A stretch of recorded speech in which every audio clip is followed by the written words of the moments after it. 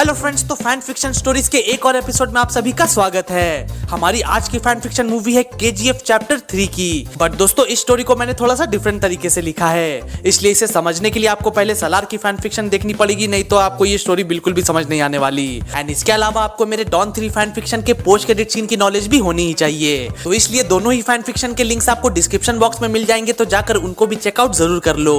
तो चलो यार, अब बिना किसी देरी के वीडियो को शुरू करते हैं।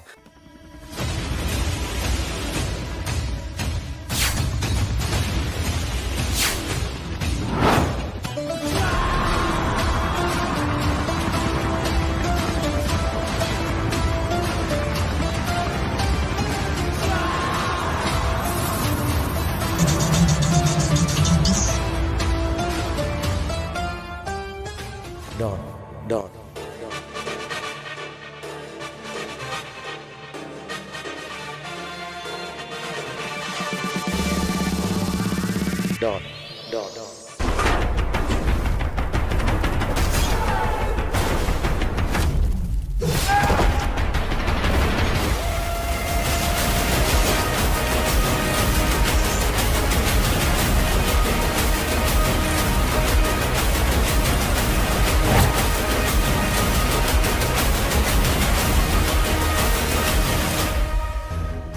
तो मूवी की शुरुआत में हम सलार और वरदराज मन्नार को देखते हैं, जो कि रॉकी का पता लगाने की कोशिश कर रहे हैं। और साथ ही साथ उन्हें ये इन्फॉर्मेशन भी मिलती है कि रॉकी का सोना असल में रमिका सेन के पास ही है, जो कि उसने समुंदर के अंदर से सक्सेसफुली निकलवा लिया था।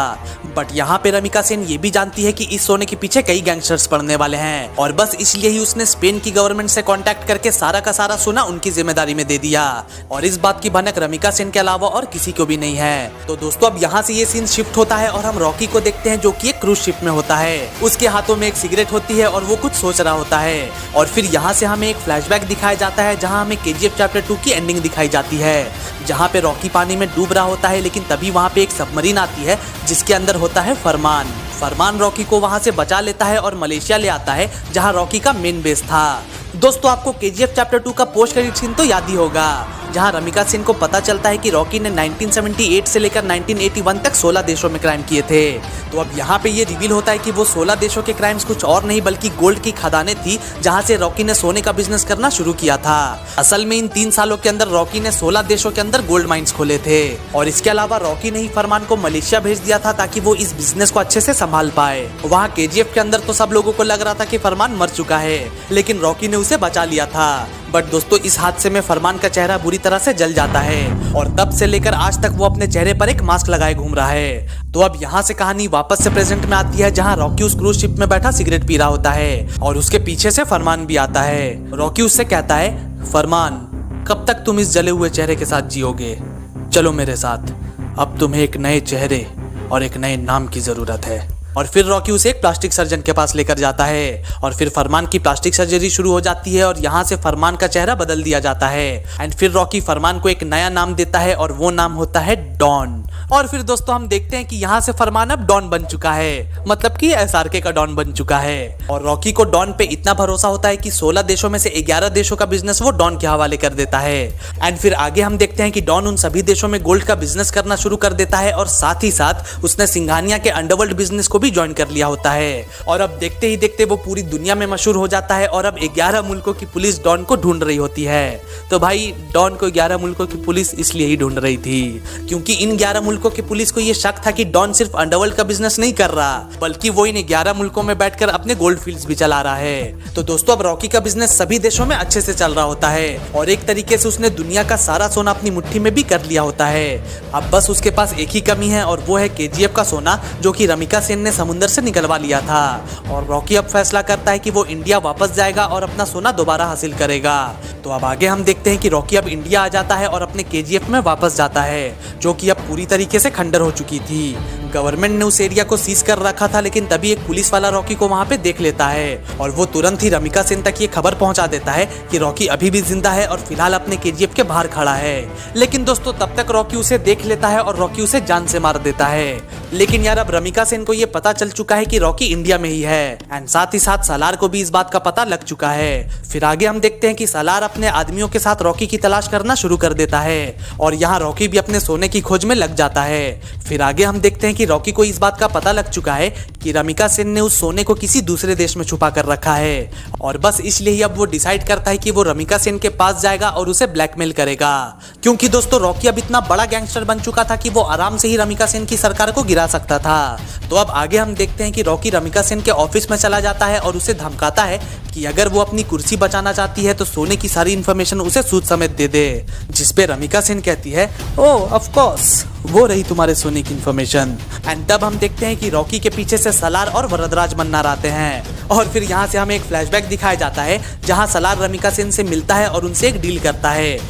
मैडम, रॉकी आपका भी दुश्मन है और मेरा भी, तो क्यों ना हम दोनों मिलकर अपने दुश्मन से लड़ें, और अगर आप मेरी मदद करती हैं तो मैंने अपने कोल माइन से जितने भी हीरे निकाले हैं वो सब मैं सरकार के हवाले कर दूंगा। जिसपे रमिका सेन भी उसकी बात मान जाती है। तो दोस्तों अब कहानी वापस से प्रेजेंट में आती है और रॉकी सलार से पूछता है, आखिर तुम हो कौन? जिसपे सलार कहता है, मैं गरुड़ा का बेटा हूं, वही गरुड़ा जिसे तुमने अपने फायदे के लिए जान से मार दिया। एंड दोस्तों फिर उसके बाद इस पीएम ऑफिस के अंदर ही दोनों की फाइट होने लगती है। यहाँ दूसरी तरफ रमिका सेन अपने सोल्जर्स को भी बुला लेती है, लेकिन रॉकी किसी तरह सलार को हराकर खिड़की से नीचे कूद जाता है और वहाँ से भाग जाता है। एंड फिर भागते भागते अपने पुराने वाले केजीएफ में आ जाता है। लेकिन दोस्तों वहाँ पे पहले से ही वरदराज मन्नार और उसके आदमी मौजूद थे। वो सभी लोग रॉकी पे हमला करने ही वाले होते हैं, लेकिन तभी वहाँ पे सलार की माँ आ जाती है और उनके साथ साथ जितने भी लोग केजीएफ के अंदर काम किया करते थे वो सभी लोग रॉकी की मदद करने के लिए वहाँ पे आ जाते हैं। एंड दोस्तों फिर यहाँ से शुरू होती है एक वॉर। एक तरफ सारे केजीएफ वासी होते हैं और दूसरी तरफ वरदराज और उसके आदमी, और फिर तभी वहाँ पे सलार भी आ जाता है और फिर उसकी और रॉकी की एक एपिक लेवल की फाइट होती है। दोनों के बीच में काफी देर तक फाइट होती है, लेकिन दोस्तों सलार यहाँ पे रॉकी पे हावी हो चुका था और एक वक्त तो ऐसा आता है जब सलार रॉकी को गोली मारने ही वाला होता है, लेकिन तभी उसकी माँ वहाँ पे आ जाती है और सलार से कहती है, मुझे शर्म आती है कि मैंने तुझ जैसे सांप को पैदा किया, तू हमारा रक्षक नहीं हो सकता, तू भी अपने बाप गरुड़ा जैसा एक दानव है, दानव। अब उनकी ऐसी बातें सुनकर सलार बहुत ज्यादा गुस्सा हो जाता है और उन्हें कहीं चाटे मार देता है और कहता है, बहुत बोलने लगी है तू, चल सबसे पहले तुझे ही रास्ते से हटाता हूँ। जिसपे रॉकी जो कि अधमरे हालत में था वो कहता है, छोड़ दे उन्हें, नहीं तो बहुत पछताएगा। जिसपे सलार कहता है, अच्छा और मुझे रोकेगा कौन? जिसपे रॉकी एक डेविल स्माइल देता है और कहता है डॉन। और फिर दोस्तों तभी हम देखते हैं कि पीछे से डॉन एक हेलीकॉप्टर से लटकते हुए आता है और सलार के हाथों में गोली मार देता है एंड फिर सीधा सलार के ऊपर ही जंप मारता है और उसे मारने लगता है। अब यहाँ पे हम एसआरके के डॉन और सलार के बीच एक भयंकर वाली फाइट देखते हैं। इसी बीच सलार की माँ रॉकी से पूछती है कि आखिर ये कौन है? जिसपे रॉकी कहता है, माँ जी तुझे क्या लगता है मैं तेरे फरमान को मरने दे दूंगा? तेरा बेटा अब लौट आया है एक नया अवतार लेकर। एंड दोस्तों फिर इतने में ही हम देखते हैं कि डॉन भी सलार को घायल करके अपनी माँ के पास आ जाता है और उनसे गले मिल जाता है। दोनों एक दूसरे से मिलकर खुशी के आंसू रोने लगते हैं, लेकिन तभी उसकी माँ पे कोई गोली चला देता है एंड वो कोई और नहीं बल्कि सलार होता है। और फिर वो कहता है, तूने भी मुझे अपना बेटा नहीं माना ना, जैसे ही तेरा असली बेटा आया तू भूल गई मुझे। अब आगे हम देखते हैं कि डॉन की मां नीचे गिर जाती है और डॉन उन्हें अपनी बाहों में ले लेता है और यहाँ दूसरी तरफ रॉकी सलार पे अटैक कर देता है और बाकी जो सारे केजीएफ वासी थे उन्होंने भी वरदराज मन्नार और उसके आदमियों को खत्म कर दिया है। अब मूवी में आगे हम देखते हैं कि सारे के सारे केजीएफ वासी एक जगह पे इकट्ठा हो जाते हैं और रॉकी और सलार की फाइट देखने लगते हैं। सलार रॉकी से कहता है, अब कोई फायदा नहीं, थोड़ी ही देर में पीएम के ऑर्डर्स पर यहाँ पे एयर अटैक होगा और मेरे साथ तुम सभी मारे जाओगे। अब वहाँ दूसरी तरफ डॉन की माँ मरते हुए उससे कहती है कि बेटा मुझसे वादा कर कि तू पूरी दुनिया का बादशाह बनेगा। फरमान के ना, डॉन के दुश्मन की सबसे बड़ी गलती ये होनी चाहिए कि वो डॉन का दुश्मन है।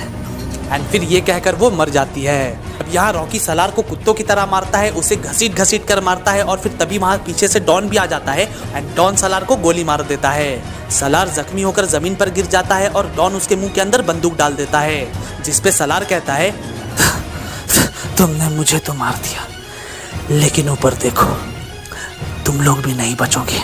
दोस्तों असल में ऊपर से बहुत सारे फाइटर जेट्स आ रहे होते हैं जो कि रमिका सेन ने भेजे थे। तो अब आगे हम देखते हैं कि रॉकी जैसे ही उन फाइटर जेट्स को देखता है तो वो सभी केजीएफ वासियों को कहता है कि जल्दी इस जगह को खाली करो, भागो यहाँ से। जिसपे सलार कहता है, तुम लोग बच नहीं सकते, तुम सब पकड़े जाओगे, रॉकी भी और डॉन भी। जिस पे डॉन कहता है, नहीं सलार, डॉन को पकड़ना मुश्किल ही नहीं, नामुमकिन। और फिर ये कहकर वो सलार के मुंह के अंदर ही गोली चला देता है। और फिर तभी हम देखते हैं कि ऊपर से एयर अटैक शुरू हो जाता है और डॉन और रॉकी वहां से भागने लगते हैं और भागते भागते एक सुरंग के अंदर चले जाते हैं जिसके बारे में सिर्फ रॉकी ही जानता था। और उस सुरंग के कारण ही वो दोनों बच जाते हैं और वहां से इजीली निकल जाते हैं। तो अब आगे हम देखते हैं कि रमिका सेन अपने ऑफिस में होती है और खुद को गोली मार लेती है, क्योंकि अब पूरे देश को ये बात पता चल चुकी थी कि रमिका सेन एक गैंगस्टर के साथ मिलकर दूसरे गैंगस्टर को पकड़ने की कोशिश कर रही थी।